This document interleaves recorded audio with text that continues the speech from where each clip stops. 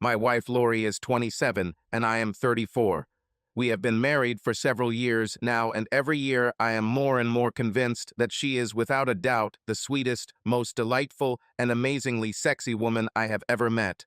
Her green-gray eyes, like two sparkling emeralds framed by thick eyelashes, can awaken a whole storm of emotions in me with just one glance. These eyes contain a depth that can both comfort you on a hard day and ignite passion in an instant. Her plump, tender lips, which always beckon, hide a slight smile that can melt the ice of any heart. That smile, full of bright energy and warmth, makes me feel like the most important person in the world. Her slender body is like the personification of grace.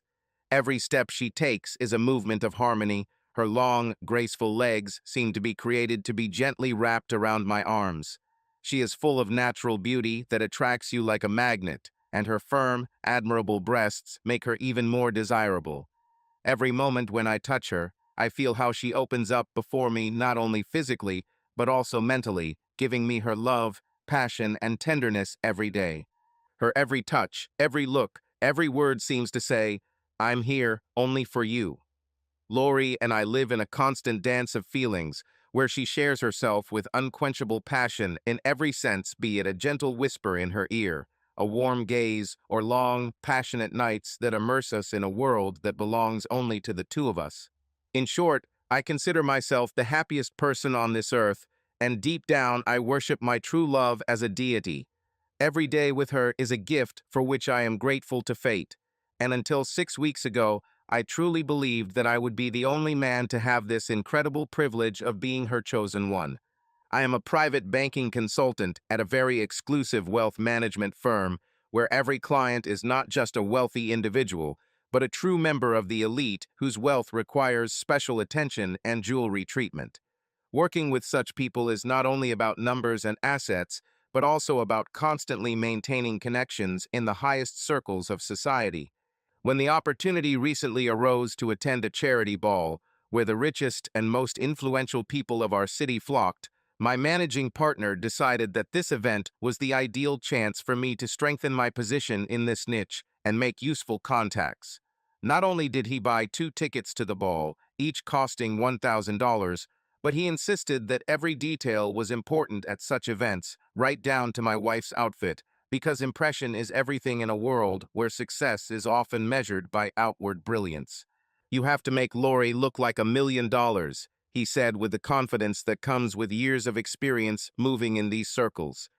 "And don't worry about the money, I'll cover up to $10,000 for her outfit.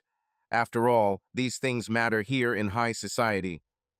For Lori, it was a real holiday, like a dream come true. She enthusiastically set to work, looking through fashion magazines and running to boutiques to find the perfect look. I have already seen how her eyes sparkle, how she plunges into this world of glamour and luxury, where one dress can cost as much as a used car, and a tiny clutch can cost as much as a month's rent for an apartment. In the end, she not only found a luxurious black cocktail dress that emphasized her slender figure and exposed the perfect lines of her back, but also chose a miniature clutch, sparkling with precious stones, and a pair of high heels that seemed created to complement her image. When she came out to me in this outfit, my heart sank for a moment. Lori looked amazing, like a star from the cover of a glossy magazine. The black dress with the thinnest straps fit her body perfectly, emphasizing every line and curve.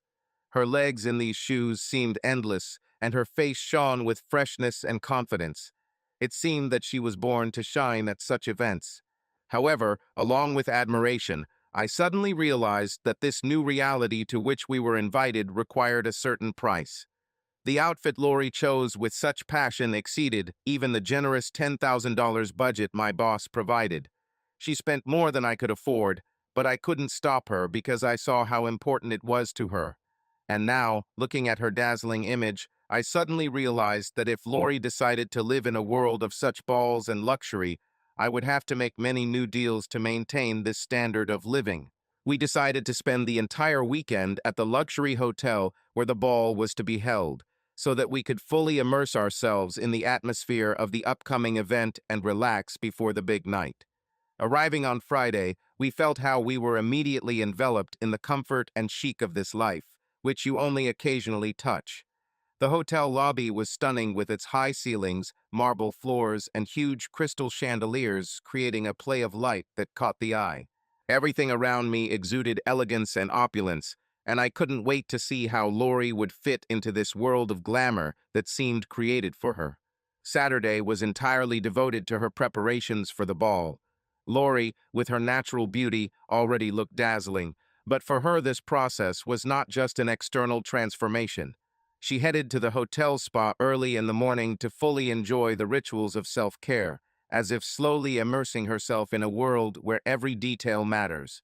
I, like most men, didn't quite understand why spending so much time on preparation. If Lori already looked flawless, her natural beauty had captivated me for a long time, and it seemed that nothing extra was required to make her shine. But when Lori returned to her room in the evening, after a whole day of procedures, I was stunned by her transformation. She didn't just look beautiful, she radiated confidence and inner glow. Her hair was styled in a flawless updo that framed her face in perfect curls, adding sophistication and chic to her look. The makeup was done masterfully. Her green-gray eyes now seemed even deeper, alluring and fraught with mystery. Light shades of blush on her cheeks emphasized the delicacy of her skin, and her plump lips were carefully painted, creating a natural and attractive look. A manicure-perfect oval nails coated in glitter polish added the finishing touches to her elegant look. When I looked at her at that moment, I realized that this preparation was not just a tribute to fashion or external splendor. It was more than just makeup or hair styling. Lori now radiated confidence and quiet strength. She knew that she looked flawless, and this realization made her even more attractive. She literally glowed from within, and I suddenly realized nothing makes a woman more beautiful than a deep sense of her own attractiveness and strength. Lori was not just ready for the ball, she was ready to conquer this evening and shine among the most influential people. And at that moment, I felt how proud I was of her and that she was next to me. Accessorized with sophisticated, erotic black lingerie that was seductively hidden under her perfectly form-fitting dress, Lori was ready for the evening. The dress, which fit tightly to her figure, emphasized her slender form, making her every step sophisticated and elegant. Every movement seemed mesmerizing, creating a sense of mystery and irresistible sensuality. This black lace lingerie that I had seen earlier only increased my excitement, adding untold tension in anticipation of the upcoming evening. She looked no worse than a supermodel, perhaps even better, because her beauty was not only external, but also radiated an inner confidence that made everything around her lose meaning. Her scent was simply magical, as if a carefully chosen perfume perfectly complemented her image. It filled the room with subtle notes of sensuality, capturing my senses and igniting my desire. It was the same smell that penetrates under the skin, causing associations with something personal, intimate. Every moment I looked at her, my heart began to beat faster, and I could hardly restrain myself from hugging her right then and there, forgetting about the upcoming evening. My only regret at the time, and I think Lori knew it too, was that she didn't have the right jewelry collection to complete this dazzling look. A stunning necklace or statement earrings would have been the perfect finishing touch to highlight her sophistication and luxury, but even without them, she looked so gorgeous that it didn't seem that important. However, I knew that in the circles we were going to, jewelry was almost a symbol of status and influence. I walked closer and, admiring her, said how amazing she looked. Her face lit up with that same slightly sly smile that always drove me crazy. She looked at me, something playful flashed in her eyes, and she quietly answered with a hint of provocation in her voice. "Careful, I might get used to this." Her words made me smile, but at the same time I felt a slight tension. I understood that this world of glamour and luxury could become something more for us than just a single experience, and that Lori, with such charm and beauty, could easily, I wish I could get used to it. Proudly taking my wife's arm, I led her into the vibrant atmosphere of the cocktail reception that preceded the ball. Already at the entrance, it was obvious that this event was not just a social event, but a real parade of glamour and wealth. People surrounded by luxury communicated with each other as if they radiated power and status. The spacious hall, illuminated by a soft golden light, shimmered with the reflections of crystal chandeliers, and waiters flashed around with silver trays, offering champagne and gourmet snacks. The music, unobtrusively flowing from the piano, only added charm and sophistication to what was happening. My boss was there too, accompanied by his third wife, a Ukrainian model who seemed a little older than Lori, but had the same magnetic energy. Tall and slender, with perfect facial features, she stood out against the background of even the brightest guests. Fortunately, Lori and Yulia, that was the name of the boss's wife, immediately found a common language. Their conversations flowed easily and naturally, as if they had been friends for many years. I watched as Lori laughed and coquettishly straightened a lock of hair, immersed in conversation, while I, along with my boss, plunged into the circle of social acquaintances. We walked around the hall, exchanging handshakes, short phrases, and false smiles that often accompany such events. I understood that each of these meetings could become a new business contact, so I approached this round of dating with full dedication.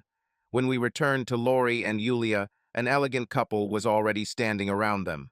The man, tall and athletic, was an incredibly successful developer and retail tycoon whose reputation rang in these circles. He was in his 40s, with slight signs of experience and confidence visible in his every movement. Next to him stood his wife, Gail, sophisticated, reserved, and clearly confident in her irresistibility. Her electric blue eyes, sparkling in the light of the crystal, seemed piercing and penetrating. They literally sparkled with power, making everyone who caught her gaze feel a little vulnerable. Gail was impeccably dressed. Her dress, like a second wind, hugged her figure, emphasizing her aristocratic posture. Massive diamonds sparkled around her neck, appearing as fragile as they were shiny, highlighting her milky white skin. Her image exuded inaccessibility and strength. She seemed to be the embodiment of an ice queen. Her every gesture was thought out, every glance was purposeful. Lori, by comparison, looked young and fresh, her liveliness and spontaneity contrasting with Gail's cool reserve. But this is precisely what gave their communication a special charm. The conversation with the couple was light and, at first glance, superficial. We exchanged standard social phrases, discussed the ball and recent events in the city. But beneath the thin layer of this small talk, there was a hidden force, the invisible presence of power, money, and sexual tension. It hung in the air like a subtle aroma that was impossible to ignore. Duke, that same successful developer with unshakable confidence in his every move, began to focus all his attention on Lori, barely hiding his interest. While I was deep in conversation with Gail and her husband, whom I considered a promising client, out of the corner of my eye, I noticed how Duke was completely engrossed in conversation with my wife. He was the type of man who was used to receiving attention, and Lori seemed to enjoy keeping their conversation going, responding to his phrases with a slight smile and genuine interest. I glanced at Lori from time to time, watching how they interacted, but I didn't think much of it. Lori and I always had confidence in each other, and I knew that she was able to easily and naturally start conversations with anyone, especially in such social circles. When our eyes met, she gave me a gentle and warm smile every time, the same one that always calmed me down and returned a feeling of calm. I answered her with a reciprocal smile, completely confident that everything was in order. However, there was something in the way Duke kept looking at her, noticing her every gesture and word, that began to subtly disturb me. However, I quickly pushed the feeling away, returning to the conversation with Gail and her husband, trying to focus on leaving a good impression on them. When it was time for dinner, Duke, confidently taking on the role of accompanying Lori, put his hand on the small of her back and gently but persistently directed her towards the ballroom. In this movement, there was a mixture of gallantry and a certain hidden attractive force that was difficult to dismiss.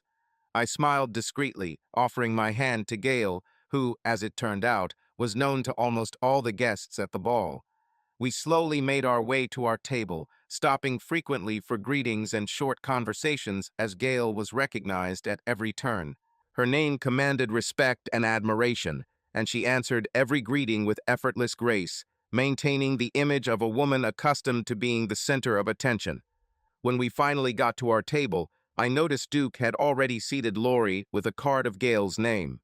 This gesture was not accidental, it was as if he was deliberately ignoring conventions, emphasizing his desire to spend the evening in the company of my wife.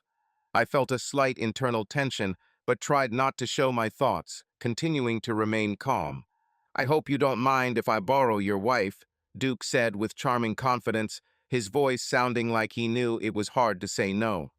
"It's so interesting for us to talk. Besides, poor Gail has already heard all my stories, and I'm sure she wouldn't mind a little break." He smiled, and his words, despite the lightness of his tone, concealed a desire to continue his passionate conversation with Lori. I met his gaze and nodded slightly in response, trying to maintain external calm. Lori smiled at me from the table, as if assuring me that everything was under control. I, suppressing my inner anxiety, sat down and continued dinner with Gail, trying to keep up the conversation, but without losing sight of Duke and Lori. The atmosphere at the table was permeated with latent tension, where power, flirtation, and slight challenge were mixed in this strange, sophisticated world of high society. I didn't object when Duke suggested we transplant Lori, and she immediately gave me a big, beaming smile. She clearly enjoyed the attention she was receiving and happily sat next to him, immersed in conversation. I knew how much Lori loved to be the center of attention, especially when there was someone with such charismatic charm as Duke. Gail, with her cool elegance, gracefully joined me on the other side of the table, and we leisurely sipped champagne, preparing for the rest of the evening. The seating at the table was alternating, and I found myself between Gail and the stunning Brazilian, whose long, sensuous fingers topped with blood-red nails caught my eye at first glance. Her hands moved smoothly as if dancing, and every gesture was like a work of art. She was married to Alan, a potential sports promotion client of mine who was one of the most powerful football agents in the country. He and I had already exchanged a few words, but now I was focused on conversations with my two delightful neighbors. Gail, although maintaining her icy reserve, was not so cold in conversation, showing an insightful mind and a refined sense of humor. The Brazilian, with her languid gaze and mysterious smile, also skillfully maintained the conversation, making it easy and pleasant.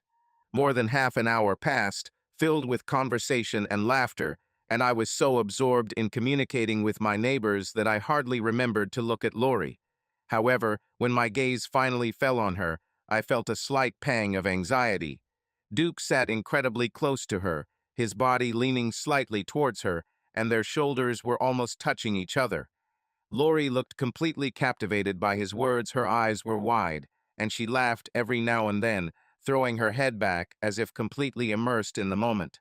This laughter, light and sincere, was familiar to me, but in the context of what was happening, it suddenly seemed a little more intimate to me than usual. Duke obviously knew how to say things that made her laugh, but also attracted her attention so much that she hardly noticed anyone around. Their contact seemed deeper than just small talk, and I felt a slight tension, not knowing exactly how to feel about it. Gail noticed me looking at Lori and put her hand on mine. "You know he's trying to seduce her, don't you?" she said shockingly. I couldn't believe her indifferent tone and was stunned. "And most likely he will succeed," she added. "He almost always succeeds." Gail squeezed my hand, feeling how tense I was. My first reaction was anger. "Stay calm and think about it," she said. "Don't be upset. Every woman finds a man as powerful and wealthy as Duke attractive."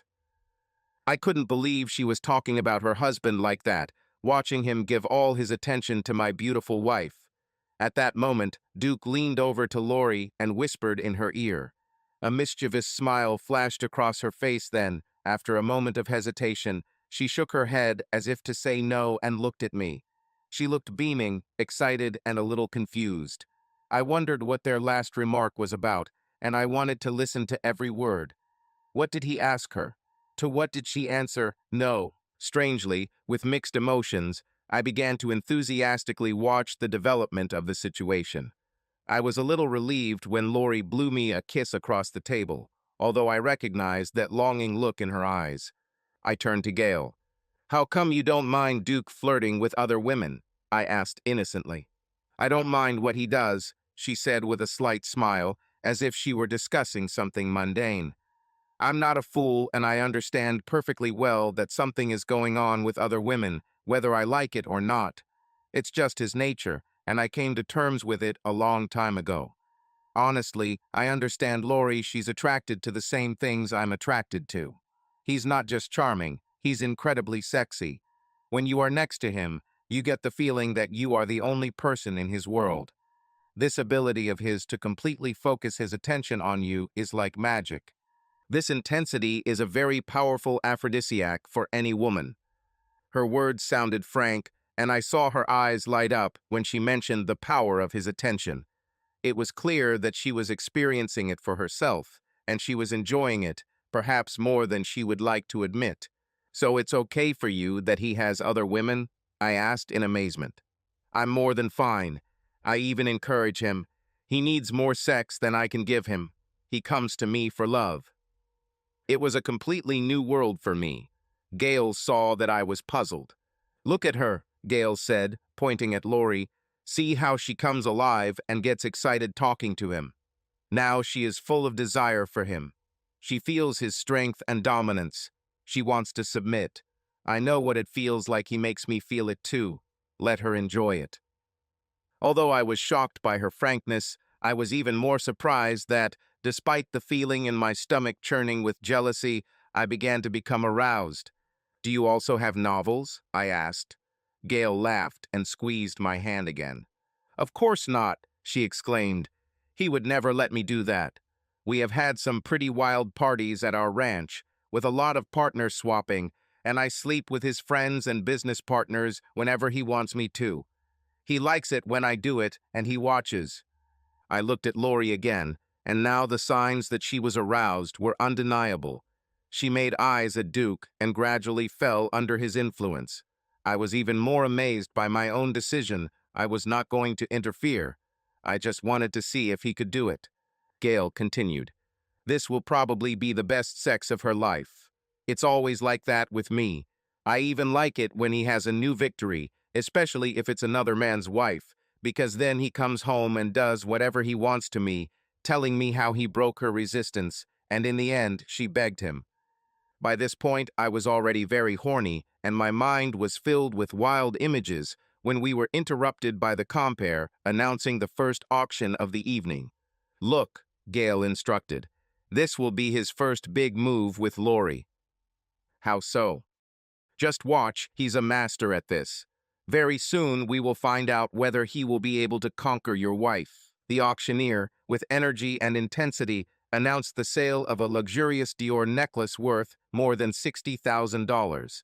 An image of this masterpiece of jewelry art appeared on the large screen behind him. Sparkling diamonds and sophisticated design delighted everyone present.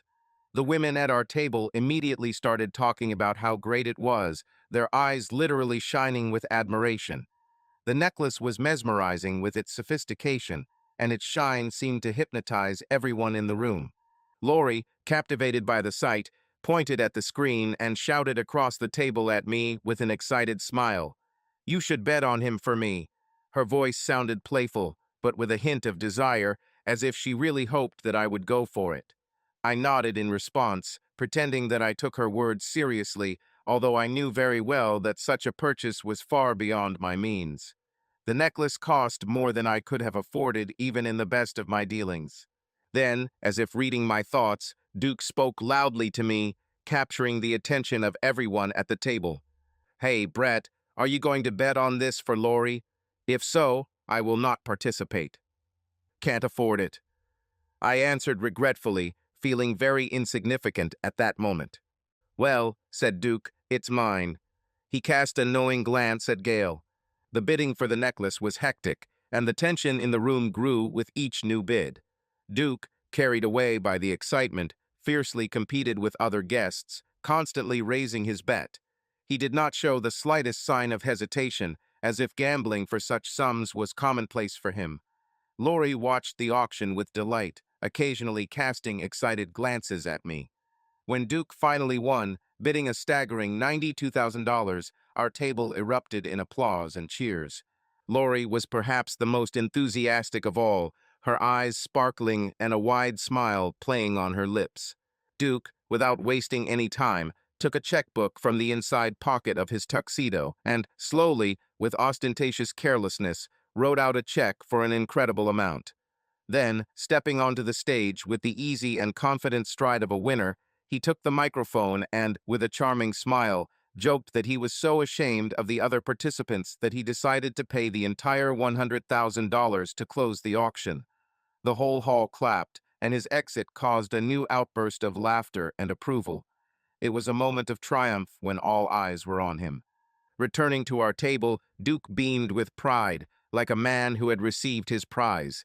He passed the necklace around so everyone at the table could look at it up close. The diamonds sparkled in the candlelight, and the women could not hide their admiration. Lori looked enchanted as she touched the jewel, and there was something more than just delight in her gaze, a mixture of surprise and admiration that such gestures were real. When the necklace reached Gail and I, she moved closer to me. Now he'll ask Lori to wear it for the evening in exchange for a little sexy favor.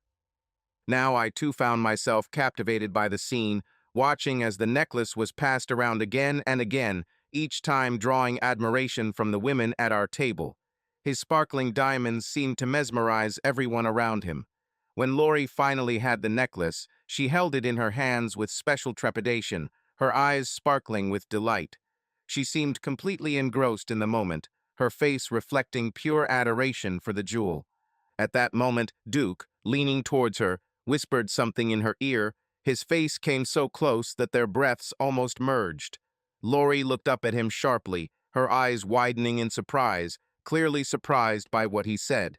It was clear from her face that this was not just a social joke. Duke asked her a question that clearly took her by surprise.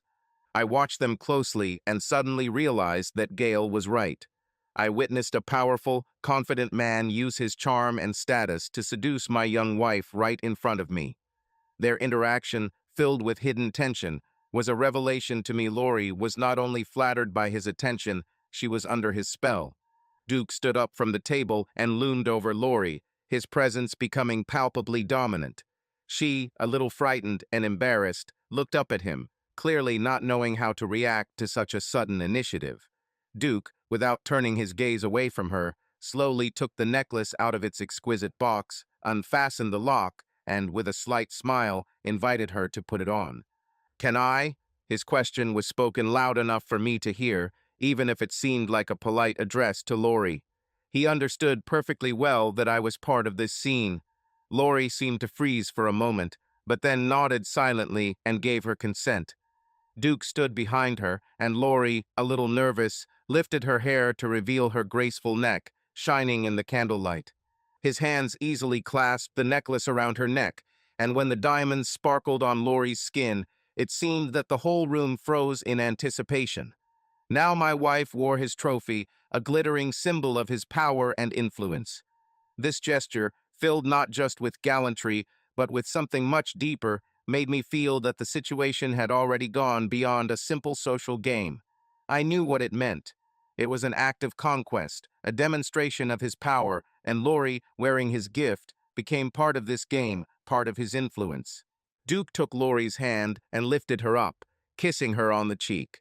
Then he turned to me and said, "I could see how much Lori wanted the necklace, so it was only fair to let her try it on to see if it suited her. Doesn't she look beautiful?" I admitted the obvious, smiled discreetly, and told Lori that the necklace looked incredible on her. The diamonds sparkled on her skin, highlighting every line of her neck, making her look even more stunning in this look. Lori turned to me, her gaze was intent, searching, as if she was trying to convey to me something important, some deep, unspoken question. In her eyes I detected doubt and, perhaps, hidden hope for my understanding. She clearly had no idea that Gail had already revealed to me the whole essence of what was happening, that this was not just harmless flirting, but a more subtle and intense game in which Duke was winning her attention. I, however, did not give her any sign. I didn't give the slightest hint that I understood where this evening was leading. An internal struggle flared up inside me, but I left it with this decision. At that moment, I made a conscious choice not to interfere, allowing Lori to figure out the situation herself. Perhaps it was a gesture of trust or some kind of experiment with our relationship, but I decided to become a silent accomplice in her seduction. She had to make her own choice. Should I succumb to Duke's charm and influence or stop on the threshold of something more? "I'm sorry, honey, that I can't buy it for you," I shouted to Lori. "You won't have to pay for it," Duke replied. "You can always make a deal. We'll figure something out." To others at the table, it probably sounded like normal banter between businessmen. For me, it was a blow to the heart. I understood what he meant and what he wanted. Now I hoped Lori understood this too. Gail leaned towards me. "Don't worry, he never asks for too much at first," Gail reassured. "And then it's a matter of time before he asks the big question." Duke leaned over to Lori and whispered something in her ear. She nodded obediently and excused herself, saying that she was going to the ladies' room. She looked a little flushed and nervous and barely glanced in my direction. "Is she wearing sexy lingerie?" Gail asked. "Yes, something from La Perla," I admitted. "Then this is what he wants from her." He already knew what was on her and demanded it to test her. I watched my gorgeous wife make her way across the tables. I asked Gail why Duke didn't buy the best and sexiest prostitutes in the world, to which she explained that it wasn't about money, it was about power. For him, seducing another man's wife and having sex with her in front of him is the ultimate triumph of power. I had to admit that the idea was starting to excite me too. I took out my phone and texted Lori with trembling fingers. "How's your evening?" "Wonderful," she answered immediately. "How nice of him to let you try on the necklace." "I know. Can you imagine? I guess that's what you do when you're rich and famous like him." "I don't mind. You can do more for a necklace like this." I didn't let her know that I suspected what was going on, and Lori didn't give the slightest sign. She seemed quite content to hide her feelings from me, and that turned me on. "Have fun," I added. "I'm sure I'll have fun. You too." About 5 minutes later, Lori returned and sat next to Duke again. I watched out of the corner of my eye, and after a short pause, I noticed her hand something under the table to Duke. He had her panties. His first victory. Lori looked at me with an innocent look, and I just smiled back. The conversation at the table gradually returned to normal, and the atmosphere became less tense. 2 more auctions passed, but this time Duke showed no interest in bidding, remaining focused on Lori. I continued to quietly watch them, sneaking glances from time to time. Each time I became more and more convinced that Lori was completely absorbed in her conversation with him. She listened to him with keen interest, leaning closer, laughing and sometimes lightly touching his arm as he spoke. Their interaction became more and more close and relaxed, but I still did not interfere, remaining an outside observer. As the dancing began, music filled the hall, and the couples slowly began to rise from their seats. Lori suddenly turned to me and Gail, gently touching the necklace around her neck, as if to remind everyone of its significance and that this trophy was now hers. Her gaze was slightly embarrassed, but there was a slight playfulness in it, as if she was waiting for our reaction or approval.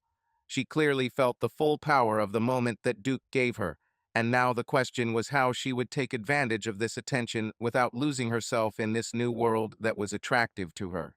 "I'm going to dance with Duke. I hope you don't mind." "She has to," Duke added with a big grin on his face. "It's part of the price for wearing the necklace tonight." I wondered what the other part of the board would be. Gail and I wished them a good time, and my wife, holding hands with Duke, went to the dance floor. Soon they were dancing very close on one side of the dance floor. Her body seemed to melt in his arms, and she laid her head on his chest. The lights dimmed, and the evening took on a romantic mood. After 3 dances, Lori and Duke returned to our table. He put his arm around her waist, and she smiled, giggled, and flirted. When they sat down, Duke pulled his chair closer to Lori. And to my surprise, Duke started a business conversation with me, asking about my company. As we discussed various investments and he shared information about his businesses, I began to notice Lori's gaze becoming distant. And then it dawned on me this was my test. I continued the conversation, looking straight at Duke. I simultaneously hated him for his impudence and admired his confidence. After a few moments, Gail stood up and walked up behind Duke, gently massaging his shoulders. She also watched me closely to see if I would flinch. Lori's eyes snapped open, and she looked straight into mine. Other than a subtle grin, Lori again gave me no indication of what was going on. I looked at Duke. His smile expressed self-satisfaction. He knew that I understood. I passed my test, and he knew I wouldn't stop him with Lori. "Come on, Lori, let's do what women do best," Gail said. "Let's go to the ladies' room." When they left, I expected Duke to tell me straight out his intentions with Lori. Instead, he invited me to accompany him and introduced me to several of his rich acquaintances at other tables. We spent a little time with two men, Grant and Davis, whom Duke called his best friends. He told them to make me and my bewitchingly delightful wife welcome in their world, and added that he hoped to see them later in the evening. As Duke directed me back to our table, he put his hand on my shoulder. "It's good that you have such a beautiful wife," he said. "Lori will be a great asset to your business career." He then turned to me, shook my hand firmly, and looked me straight in the eyes as he continued, "Think about it. I would be a very valuable customer, just like these two guys." Before I could answer, I noticed the women returning to the table. "Don't tell Lori anything," Duke ordered me. "Now everything depends on her." "I see," I said, not quite sure where this was going. When they returned, Lori went straight to Duke and stood next to him with a devoted look. "Surely I owe you another dance?" she asked him. "I don't think I've paid rent on that necklace yet." Of course I didn't pay. He laughed, dragging her back to the dance floor. "Let's dance too," Gail suggested, and soon we were dancing together. I specifically chose a place away from Duke and Lori so as not to interfere with her seduction. "Don't you want to ask what I told Lori?" "I'm dying to know." "I told her I didn't care what she did with Duke." "And how did she react?" "She was very surprised, then thanked me, asked me not to tell you anything, and to keep you busy if she decided to do so." "So she still thinks I don't know?" "Yes." This answer made me incredibly excited. Just a few meters away from me, my wife was dancing with another man and contemplating giving herself to him, hiding it from me. As I watched Lori dance with him, he whispered something to her, and she looked up at him with a languid look and nodded yes. They immediately stopped dancing and headed towards the exit. She never turned around to see where I was. "They're leaving," I told Gail. I was shaking with excitement, and Gail felt it. "You want her to do it, don't you?" "I can't help it," I admitted. "Sorry, I can't help you with this," she said sincerely. "Maybe if you do business with Duke, one day he'll tell me to sleep with you. I hope this will happen." I thanked her, but of course, all my thoughts were occupied with something else. I wondered how Lori was doing. Gail and I returned to the table. She saw how nervous I was and tried to calm me down. "Don't worry, she won't leave you. Try to relax. He won't hurt her. Let him enjoy himself. He is an amazing lover." This didn't calm me down much, on the contrary. It only excited me more. How long will they be gone? "Not for long. He just wants to win her. Then he will want to come back and demonstrate his victory in front of you. He will want you to understand that she enjoyed sex with him. It's all about his power over both of you." "I don't know how I let this happen," I admitted. "Because he's a male." Gail was right. She then began to explain what might happen next. "If Lori comes back in the necklace, it could be a long night for both of you. This means that she completely submitted to him and agreed to his terms." Gail took a sip of champagne and smiled at me. I realized that she was also enjoying this, and I realized that she was an accomplice in her husband's conquests and was preparing me for something. I begged to know the terms. "If Lori wants to keep the necklace after tonight, she'll have to confess to you, tell you what she did with Duke, and invite you upstairs to watch." I felt dizzy. Gail continued, "Do you want Lori to keep this beautiful necklace?" Yes, I want to," I answered stammeringly, completely helpless in the face of my dirty desires. Perhaps Duke will also make conditions for you, depending on what he has in mind for Lori, Gail added. What are the conditions? Now I started to get nervous. I can't predict that, Gail explained, but he's already decided how he wants to enjoy Lori, and he needs you to admit that you want to see that happen. Then he will conquer both of you. It excites him. Our conversation was interrupted by several people returning from the dance floor. About 10 minutes later, I saw Duke and Lori enter the ballroom and head towards our table. They stopped at a few tables, and Duke introduced Lori to some of his friends that I had met before. As they got closer, I noticed that Lori was still wearing the necklace and had a pleased smile on her face. She was flushed and radiant, just as I remembered her on our wedding night. Sorry for stealing your lovely wife, but she didn't seem to mind, Duke told me triumphantly, glancing at Lori. Turning to Gail, he asked her to dance and left me alone with Lori. Let's go dance, Lori said simply, and I followed her onto the dance floor. I couldn't believe how calm Lori looked as she hugged me on the dance floor. She was warm, and I could smell the faint scent of sex mixed with her perfume. Lori snuggled up to me. I have something to confess, and you have to promise that you won't make a scene here or get angry until I'm done, she said. I promise, I answered. Lori looked into my eyes carefully, and a slight smile appeared on her face, as if she was really enjoying the upcoming conversation. I just went upstairs and slept with Duke. I couldn't resist. He's the sexiest man I've ever met. He has my panties in his pocket. I gasped and was speechless. I just stared into Lori's eyes as she continued. I know I should say, I'm sorry, but I can't. It was amazing he broke my resistance so easily, and suddenly I realized that I wanted him. I couldn't think about anything else. I didn't even think about you. Lori looked at me with a question in her eyes, waiting for my reaction. So are you glad you did it? I asked calmly. Yes, more than I can explain, she replied, giving me some time to process it. And the sex was amazing. He is an incredible lover. I hope you can handle this. Do I need to make sure you still love me? I kissed Lori tenderly on the lips and told her I still loved her. Okay, because I have one very difficult question for you. Ask, I said. I want to have sex with Duke again tonight, and all night if possible. That's not really a question, I replied. No, it's not a question, but this time I need something from you. Lori bit her lower lip, hesitating a little. Duke offered me this necklace if I would have sex with him while you watched. Can you do this for me?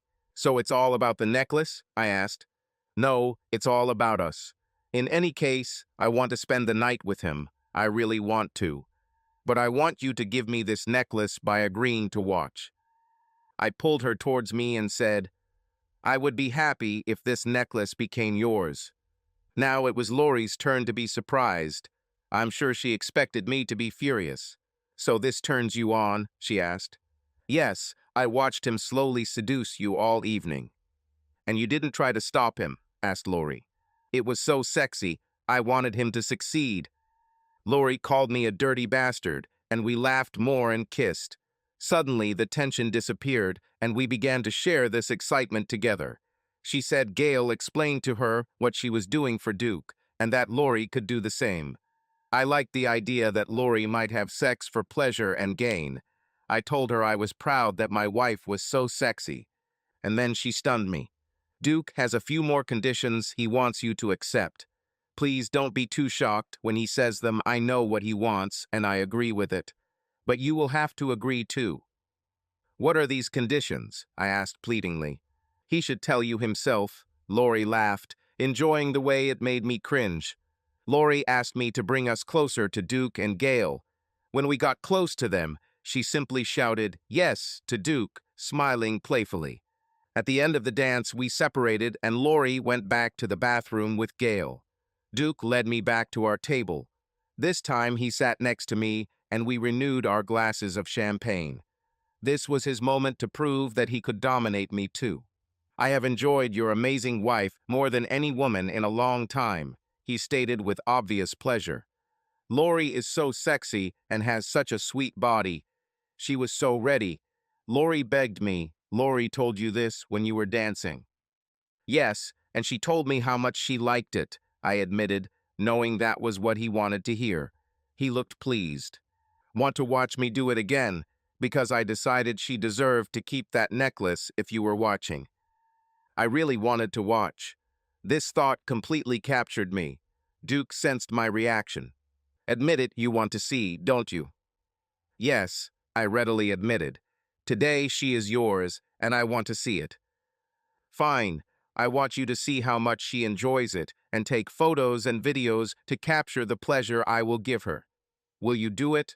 Yes, I think I enjoyed my humiliation more than Duke himself. Great, he grinned, taking a silver box from his pocket and taking a blue pill from it. Great, he grinned, taking a silver box from his pocket and taking a blue pill from it. He washed down the pill with a sip of champagne. And finally, from now on you will follow my instructions. You cannot stop anything, interfere. Be absolutely sure that you understand that you are completely handing over your wife to me. Okay? I agree, I conceded, sacrificing my wife and surrendering to Duke. Duke gave me the room key and told me to pick up Lori when she came out of the restroom and take her upstairs to get her ready for him. Then came another surprise. By the way, I offered Lori to Grant and Davis in exchange for the opportunity to meet them in the future. I think this will be useful for your business. Lori agreed and promised they would have a good time. Duke gave me directions on what drinks to make and said he would bring his friends when he was ready. When Lori came out of the restroom with Gail, she had reapplied her lipstick. Her hair looked perfect again, and she looked fresh and incredible. Gail kissed Lori on the cheek and wished her luck. They hugged and Lori thanked Gail for her support. Gail then turned to me. Are you ready to watch your wife do it, Brett? Ready and willing. Then I hope you both have a very erotic night. I took Lori's hand and led her to her destiny. We took the elevator with the other guests, silently and understanding what was now happening between us. Sexual tension and anticipation were in the air. It was a crazy night. Gail and I are having a party at our ranch next month. Why don't you join in if you don't mind a little exchange? Duke suggested. Have Gail call me. I gave her my number. I'm sure Brett will like it after tonight, especially if he gets to sleep with Gail. I know he has a crush on her. Duke laughed and promised to tell Gail. When Duke left, leaving behind him the feeling of a completed ritual, Lori curled up gently in my arms. Her body pressed against me, and I felt her warmth, her closeness, as if this whole evening, with its temptations and hidden desires, had ended as it should have between us, as husband and wife. At that moment, despite everything that had happened, I felt deep affection and love for her. I have never loved her more than at this moment, the moment when she returned to me again, to our world, where I was her support and protector. So this is how we found ourselves invited into a new way of life, a world that until that evening seemed to us only something distant and inaccessible. This world beckoned with its promises of new sensations and experiences where power, money, and passion are intertwined in a subtle game. And now, perhaps for the first time, I couldn't wait for the next party. Subscribe to our channel so that your love doesn't cheat on you, and go ahead and listen to the next story, because this story is nothing compared to the next one. If you're under 18, don't even think, click to the next one. Click to the next one. Click to the next one.